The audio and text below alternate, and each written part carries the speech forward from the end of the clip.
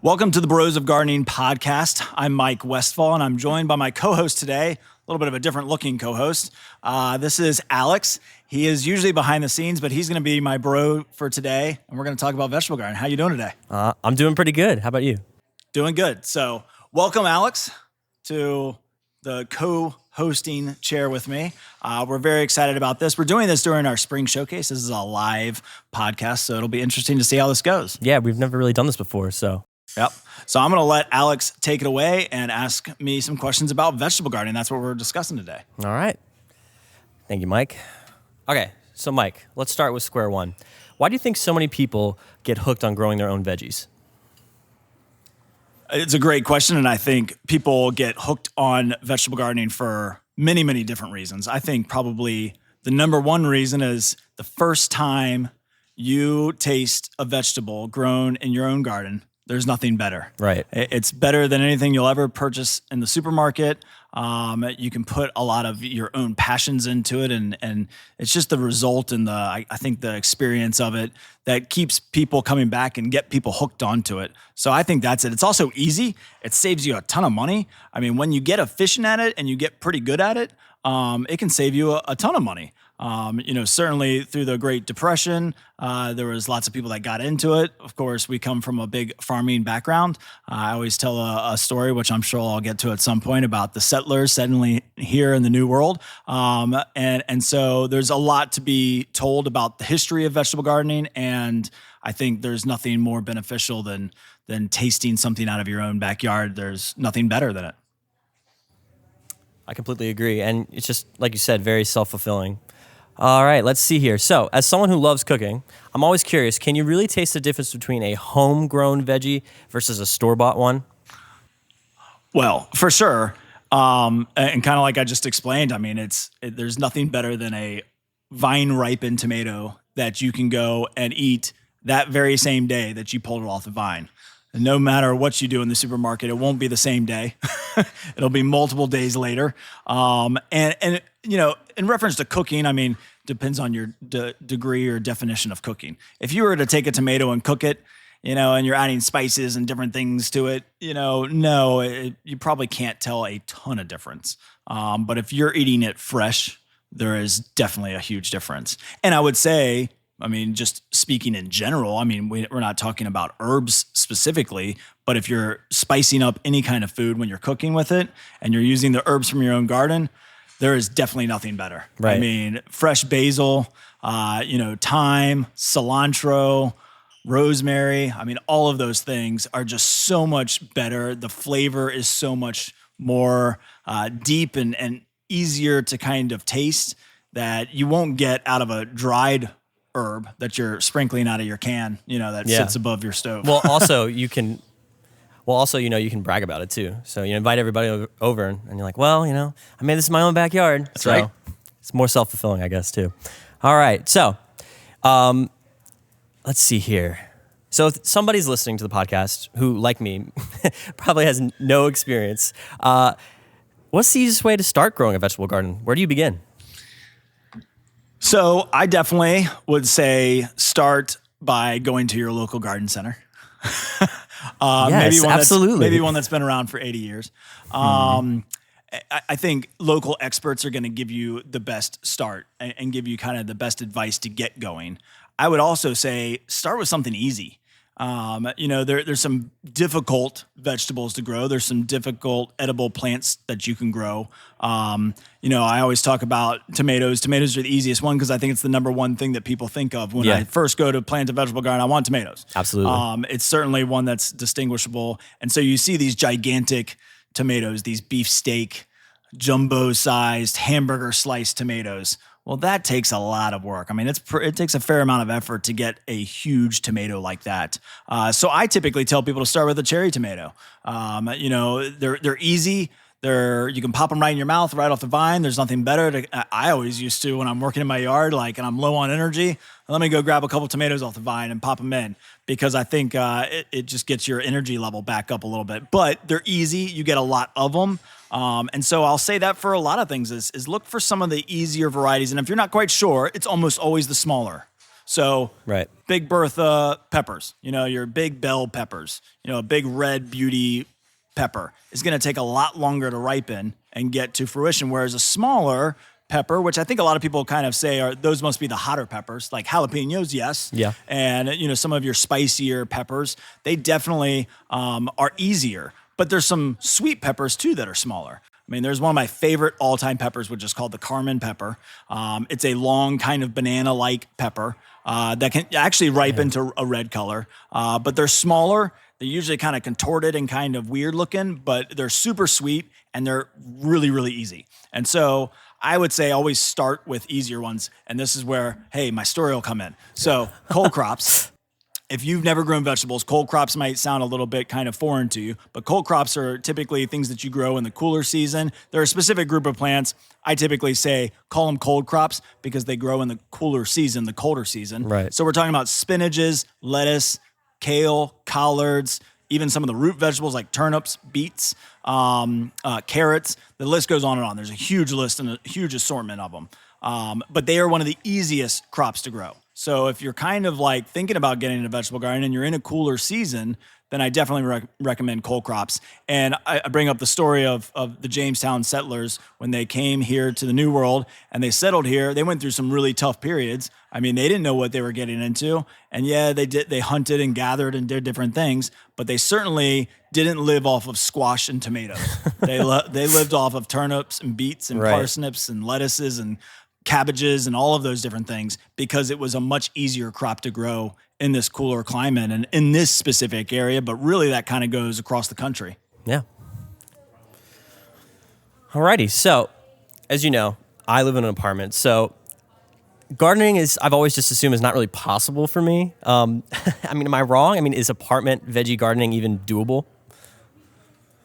For sure. I mean, you can grow vegetables and edibles in any space, anything that can hold soil. Okay. So, you could take an old abandoned wheelbarrow and make it a vegetable garden. I mean, any kind of container that can hold soil that you can put drainage holes in. It's important. Okay. And I won't get into the specifics, but yes, you can grow a lot of things in containers. Specifically, kind of goes back to my last question is think about some of the smaller ones. You don't want to grow a watermelon or a huge vining tomato that is, just a gigantic plant in a container. Not to say that it can't be done, but you got to think about how am I going to support that? So what I typically tell people to do when they're growing in containers is grow some of your bush varieties. So you probably hear that term a lot, especially when you talk about like bush cucumbers, bush beans. These are varieties that have been designed to kind of grow on a smaller scale. Okay. So they grow, typically in a smaller form. There's a sweet and neat cherry or a patio. They just call them patio tomatoes that grow on a very thick, kind of stalky trunk-like shrub. Okay. Now you're not going to get a ton, but they're going to be sturdy and you can grow them in containers without a whole lot of support. There's bush beans that don't need a trellis or support system. There's a huge variety of like eggplants that are smaller. Some of the pickle cucumbers. So you think of a pickle cucumber. Right. What do you think of? A pickle that looks like a cucumber, maybe? A cucumber that you would pickle. Oh, right. Of course. But you don't have to. Oh. That's the cool thing. So they are smaller cucumbers that a lot of people pickle, but you don't have to. You can eat them fresh right off the plant and you can use them in salads and they're really, really tasty. And one of my favorite crops to grow now is the pickle cucumbers because they don't take as much energy and space to create these huge, long cucumbers. So there's a lot of different varieties out there and a lot of different opportunities to grow some of these smaller plants. So even in a small space, you can grow a ton. And then, I mean, we're not talking specifically about herbs, but herbs are one of my favorites. And you can grow lots of herbs in containers. I actually grow almost all of my herbs in containers. Okay. Mint is one that spreads and takes over. And so I almost recommend that you should only grow it in a container. And then, I mentioned the cold crops earlier. Cold crops are very, very easy to do. Spinach and lettuces, you pick the outer edges and then new shoots come from the center. So like a romaine lettuce. Have you ever used romaine lettuce? All the time.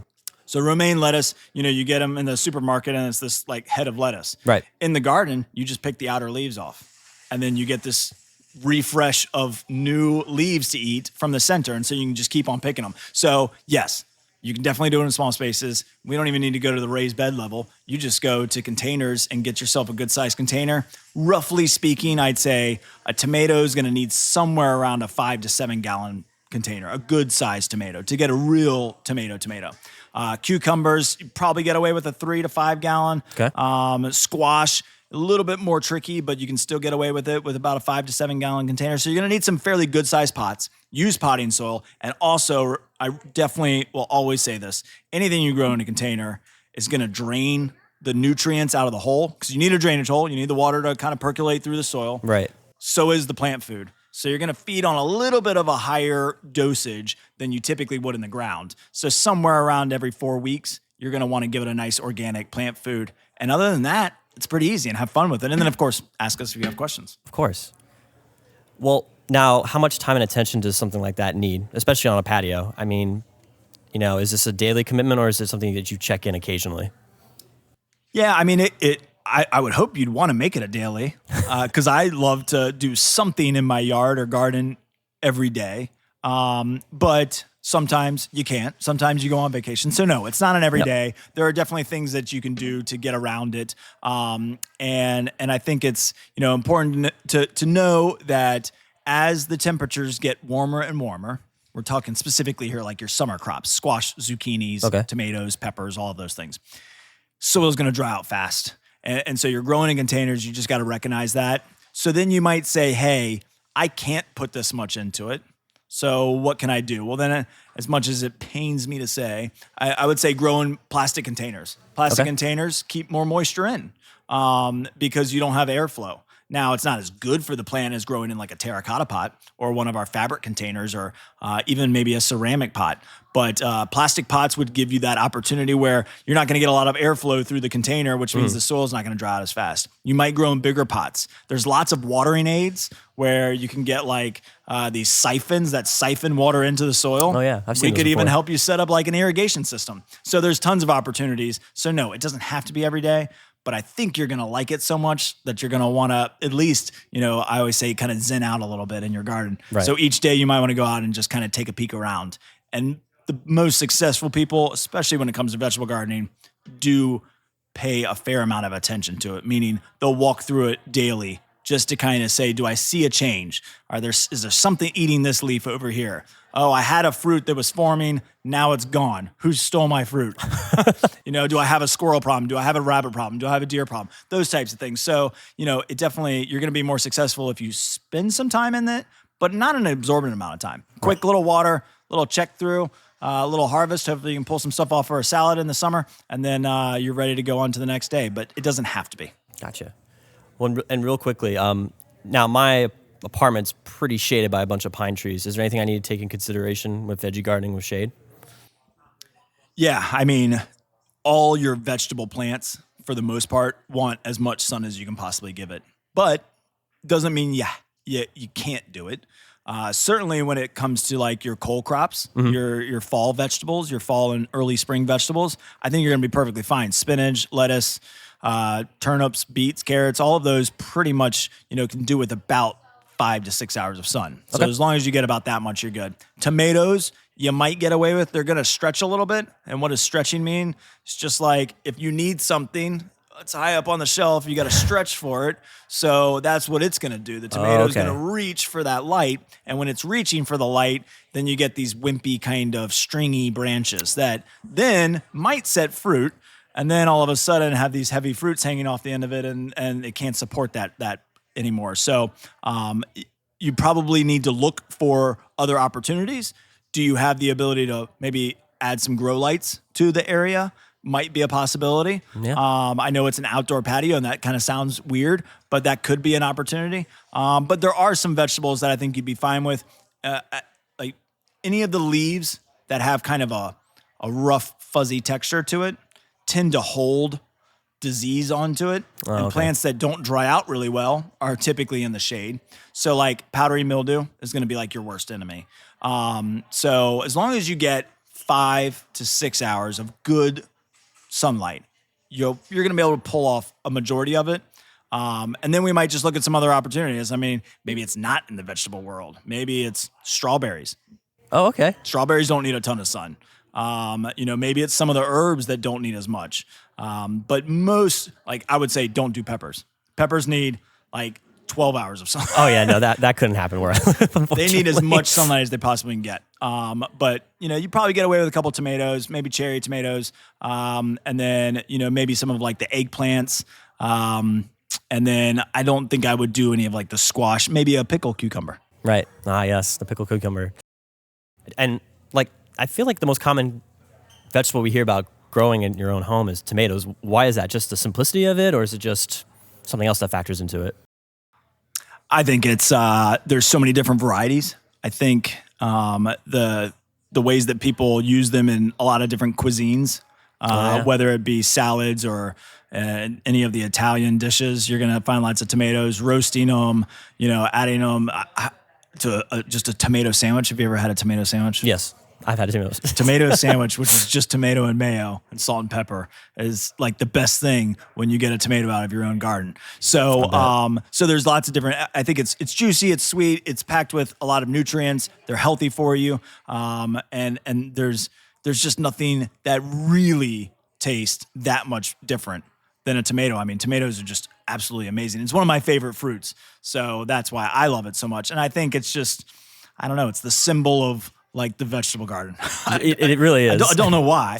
I think it's just because there's so many different varieties, and I think there's lots of choices, and everybody has their own like secret idea of like, this is how you should grow a tomato, and this is what makes it better. All right, thank you. Okay, so I know we've been talking about veggies, but I've heard herbs grow well with that. Do herbs grow well with veggies? Can I throw some in there? Is that okay? What do you recommend? Yeah, I mean, for sure. Basil and parsley and chives and oregano. And I mean, the list goes on and on of all of these ingredients that you would use in specifically Italian cuisine. Pizza, like a pizza garden.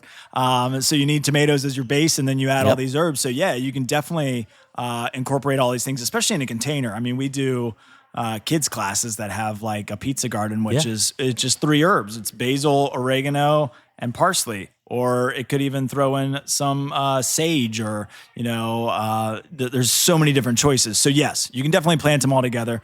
It's knowing the spacing, I think, is the most important thing. Okay. So what I would say for a beginner, which I know you are, yes, is grow things in solitary containers by themselves. Okay. I think you're going to find it's a little bit easier to kind of control rather than doing like a huge pot with basil, tomato, parsley, all of these different ingredients into one container, because they all sometimes require slightly different things. So get yourself a bunch of 6-inch terracotta pots or 6-inch plastic pots, and we'll get you some good potting soil and get you the right food. And you can kind of do them all separate, and then they all kind of become, this little family all together. And then as your experience grows, then you might say, okay, I want some bigger pots that have bigger soil capacity to hold more moisture and more nutrients and give me a little bit longevity and a little bit more ease. And then you can start to say, but I know how big this plant gets. Right. Because I've grown in a smaller pot. And having them individually planted gives you the opportunity to adjust later. Okay. This plant needs a little bit more sunlight, so I want to move it to the sun. Well, if you plant them all in this gigantic 20-gallon container that's, is 400 pounds full of soil and moisture, then it's going to be really hard to move it. It's going to be really hard to even spin it. And you might even want to spin it. So taking some of those smaller pots and being able to kind of move them around your patio and find better spots for them to grow in gives you the flexibility. And then if it's like, okay, this is getting too big for this pot, then you can plant it in a bigger pot. Okay. So you got a lot of flexibility with it. Great. All right, so I got my last question here. Are there any common rookie mistakes beginners make that you see all the time? I would say actually probably over caring for your plants, which means pampering them, like doing too much. Like they're plants, they're going to be fine. So, and giving them a little bit of that neglect, I think goes a long way, because it pushes them to kind of figure out how to survive on their own. A great example is when I talk about watering plants. When you water a plant, if you water it every single day, all the time, then the roots aren't going to go anywhere. It's not going to find water by itself. Right. Well, it might be specifically more talking about, in the ground plantings, but kind of the same goes for containers too. If the plant has never been through a stressful drought period, then when it goes through one after, living its a majority of life in luxury of having everything that it needs, then it's going to struggle even harder when it does meet that adversity. So I would say don't pamper your plants too much. I would also say the other number one is almost always planting your plants too deep in the soil. So what that means is when you take a plant out of the little pot that it comes in when you buy it, and you put it in a pot or in the ground, people tend to put soil on top of it because they feel like, ooh, the top of this plant is feeling flimsy. If I bury it deeper, it'll be stronger for it. Okay. And so what that does is actually most plants, it'll kill it. Tomatoes are about the only one that you can bury deeper, and even that I don't always recommend. But that top soil that's on the top of that container, that root ball, so when you take the plant out, needs to be married up with the level of your soil. So you don't want to ever bury it too low. What happens is those little top roots, which are very fine, they need to dry out pretty quickly. And so what happens a lot of times is you put soil on top because you're like, I'm going to pack this down and nestle it in. I'm going to push it in really, really hard. I'm going to get it in there. It's going to be really strong because of this. And then all of a sudden, those top roots can't dry out. They can't breathe. And then you got problems. And it's hard to kind of almost reverse them because you don't typically see it right away. It's going to be maybe 2 or 3 or 4 weeks later. And then you're going to say, what's happening? My plant's not growing. It's not doing well. Something's happening. It's trying to push out of it, but it can't. So my best advice is don't pamper your plants too much. Give them what they need and then let them do their thing. And then don't bury them. Sounds simple enough. Okay, I think that just about does it. Great. Well, thanks everybody for tuning in to this live podcast of the Bros of Gardening that we talked about vegetable gardening, and we'll see you next time. Thanks for tuning in.